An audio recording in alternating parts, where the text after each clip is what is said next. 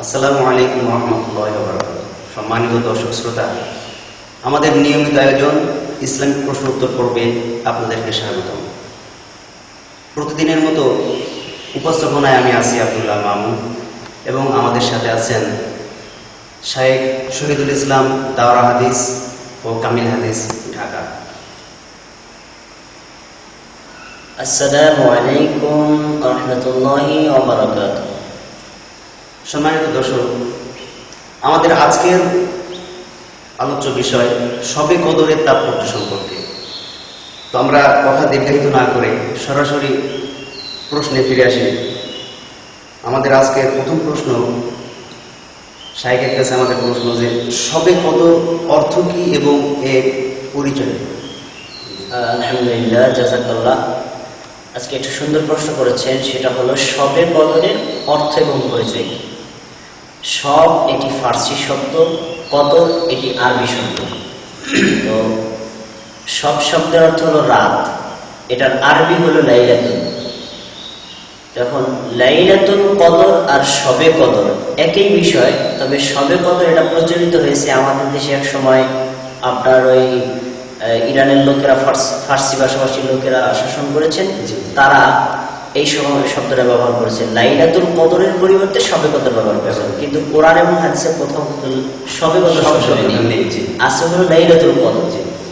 সেটা কিভাবে হলো? সব শব্দের অর্থ হলো রাত, কদর শব্দের অর্থ দুটো অর্থ। একটা হলো সম্মানিত, তার মানে বছরের যতগুলো রাত রয়েছে তার ভিতরে সবচেয়ে সম্মানিত রজনী হলো কদরের রজনী। কারণ অন্যান্য রাতে ইবাদত করলে কিন্তু হাজার মাসের নেকি পাওয়ার কোনো সম্ভাবনা নাই, কিন্তু কদরের রাত এমন একটা রাত, আল্লাহ তাআলা মুসলিম জাতির জন্য একটা বিশাল নিয়ামত দান করেছেন। ইবাদত হবে সংক্ষিপ্ত সময়, নেকি বিশাল সময় ব্যাপী পাওয়া যাবে। এই জন্য এই রাতটার সম্মান মর্যাদা অনেক বেশি, এই কারণে এটাকে বলা হয় কদর। আরেকটা হলো কদরের আরেকটা অর্থ হলো তাকদীর। তাকদীর যেটাকে আমরা ভাগ্যলিপি করি। মূলত একদম সকল সৃষ্টি 50,000 বছর পূর্বেই সবকিছু তাকদীর লিখে রাখা হয়েছে, আদি অনন্ত তাকদীরে।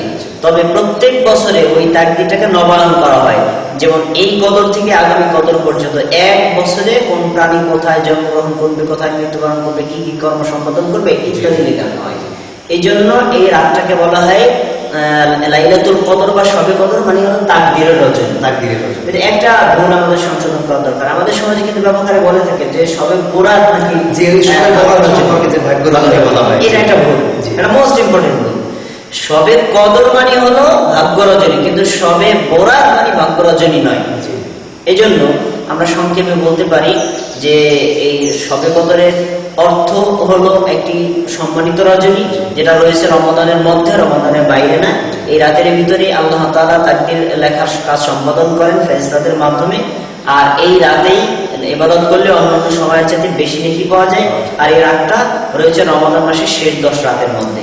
এই রাতটাকে আমরা লাইলাতুল কদর বা শবে কদর বলে থাকি। তবে একটা কথা আমি এখানে এক করতে, সেটা হলো আমাদের সমাজে শবে কদর শব্দটা প্রচলিত আছে, আমরা এইটাকে পাল্টে যদি লাইলাতুল কদর শব্দটা ব্যবহার করি তাতে ভালো হয়, যেটা কোরআন হাদিসে ব্যবহার করা, কোরআনের ভাষা যেটা লাইলাতুল কদর। এসে এতে চলা নাকি আমাদের ভাবে আশা করি।